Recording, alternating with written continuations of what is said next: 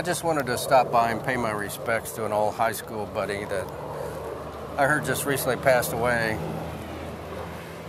We were good friends all through school, and then he went in the Army during Vietnam. I went in the Marine Corps. We lost touch with each other. It just seems like yesterday, you know, and now he's gone. Well, do you believe in an afterlife? I do, but there's got to be some way we can find the proof, though. I have an idea. Since we've recently received a lot of paranormal reports from Jefferson, Texas, why don't we begin our research there? Sounds like a good idea, and I think I know just the right case.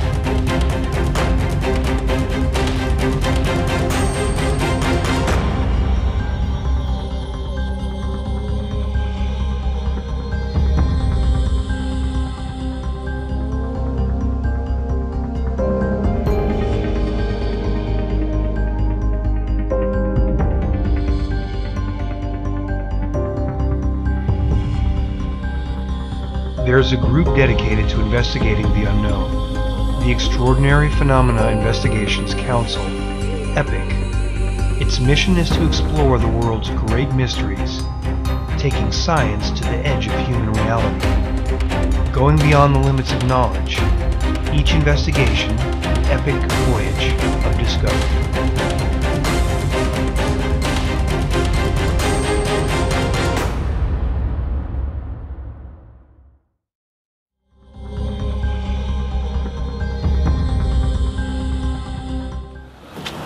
Mike? How are you doing? Hi. How you doing? Mike McCaskill. This is Pat? Good to meet you. Sir, nice to meet Hi. you. Would you like to lead the way? Should we follow you, or? Oh, it doesn't matter. Please, Either way. If come they're on going to in. speak, they're going to do it, you know? Okay.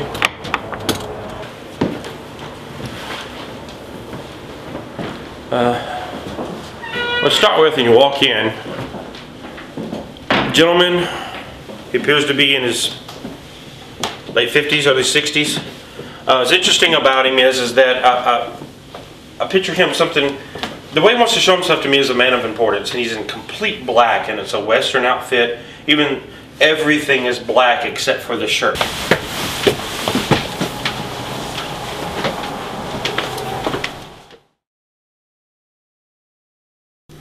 Is that there's a child spirit here that stays in here. This is where he or she goes. This child girl seems to be 7, 8, or 9.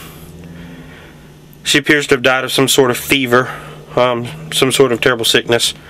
Definitely fever related, it seems. Again, 1880s, 1890s.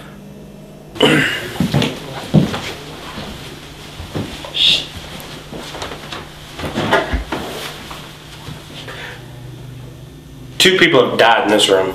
And I've not been in this room before, but it just hit me when I walked in here. Some sort of miscarriage or something happening with the pregnancy, died right there. This poor girl died afraid and in a lot of pain, right? And I'm gonna let it go. It's starting to bother me emotionally. It's just weird. In these after-death communications, the deceased person functions as if it's really them. And sometimes there are cases where people learn things in an after-death communication that apparently no living person knew. The evidence is that the person who has died seems to somehow be communicating. Hi. Hi, Miss Barbara. I'm Barbara Cavalier. Mike McCaskill. Well, nice to meet you. You were here yesterday when I was here. No, we actually, yeah, it's good to meet you. My understanding is you would like to hear some of the things that I picked up, and maybe we could compare stories of how accurate it is or how it's not. If you would, it's your home. Would you like to come in, sit down and talk? I'd love to hear it. Ma'am. Thank you. Please. Miss Flo, you've got guests coming. It's warmer back here. It may be too warm if I need to turn that down. Let me know. Okay.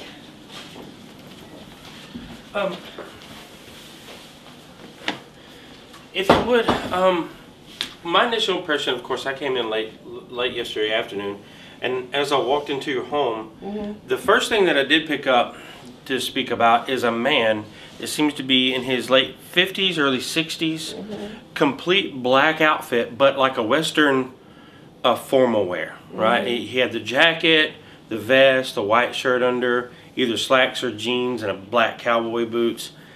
He seemed well-to-do. He seemed, the word that kept popping in my head was judge, like maybe some law enforcement, maybe he was a judge in the town, I don't know. And then he talked about something to do with either the name or something to do with Clark. That come up. And I don't know if this makes any sense to you, but then another thing was some name that seemed to be C-H. And I couldn't get the rest of it. But definitely a C-H. And then we moved forward a little bit and got in this area. Then this sudden voice, if you will, says, there's trinkets in the crawl space. Trinkets in the crawl space. And so we asked an investigation of the people that were here, you weren't here, is there a crawl space anywhere in the house? And we found that there is one upstairs in a closet toward the attic area. And as I got up there, we opened the door and I just kind of stuck my head in. And I picked up what appears to be an energy of a little girl that seems 7, 8, or 9. She seems real playful. She does seem like she's been mischievous, as in she's the thief of the house, right? As in she's taken things and then she's moved them about the house. And the energy that I got from it is that when she does that, she puts them in this crawl space. And so anything that might be missing in the house, I would be reasonably sure to think that maybe you'd find it there. I don't know what's missing. She didn't say anything about what's this or what's that. And I'm just curious, is any of this that I'm saying to you make any sense? Makes total sense. So far, what you've hit on, the gentleman, he's been seen. The little girl has been seen, and she has definitely moved things. And I've had people tell me that they've felt a woman's presence. Like I say, I've never seen any of them, but you're confirming to me things that I have been told over the last 18 years. Barbara, there's one more thing. One more thing that I did remember through my talks. Paranormal experiences, one more thing that I did notice, that the man seemed to be wanting to claim the fact that I want to ask you, has anyone ever heard the phantom boot prints on hardwood floors? Oh, that's the first experience I had when it was under renovation. I was in the master bathroom, and a friend of mine, the house was wide open, and we heard heavy steps coming down the hall and went to see who it was. We hollered out, "We're back here," and there was no one there. I've heard that many, many times. That's my own personal experience. I've heard that many times. He was definitely wanting me to relate the fact that that's his calling card. Okay. It's his hello. He doesn't mean you any harm. He's definitely a comfortable individual. He doesn't want to scare you. And as a matter of fact, he made it clear that any of this stuff, he made it very clear that he does it, and he didn't name you, but he said, I don't do a lot to the homeowner. He said, but... That makes me feel good. Yeah, he said, I don't really like to do anything to the homeowner. I guess maybe he seems like he would frighten you, and he doesn't want to do that. But he did say middle 20s women is his favorite, and those he will pick on. So I don't have to worry then. Doors opening is him. If you've shut a door, does this happen? Yes, this happens all the time. Yeah, this happens to Flo, the lady that takes care of the house. That's the biggest experience that she's had. She'll come in to clean, she'll shut a door, go back, and the door is open, or vice versa. Yeah. Okay. Well, he just wanted me to relay to you that it's him doing it. For a gentleman that's in his 60s, he seems pretty playful, right? So he seems like he's willing to communicate, and this is how he knows how to do that. Okay. So. Great. Totally rings true. Because, like I said, when we did this home, every room in this house, except for the west side, I've always been extremely comfortable in, except my master bathroom. And I just don't like to come in here after dark, especially. And we've had that jacuzzi tub since we did. I've been in it twice because I just can't stay in that bathroom that long. I just have to get in and get out. I don't feel comfortable in this room. Oh, the boots are so incredibly right on. And that gave me goosebumps because the first experience I had in this home were the steps coming down the dog trot. And it's a man. It's a firm, you can hear him just real clear. And the older gentleman, the little girl, these are things that people have told me for 18 years, and it's just, I'm not nuts. I mean, these things have happened in Cavalier House, so it reaffirms to me that I'm not going crazy. We have something here. But they're good. They're good. I don't think it's evil. I think it's really a gift. From the research that I've done about death-related phenomena like near-death experiences and after-death communication, I've concluded personally that our consciousness continues.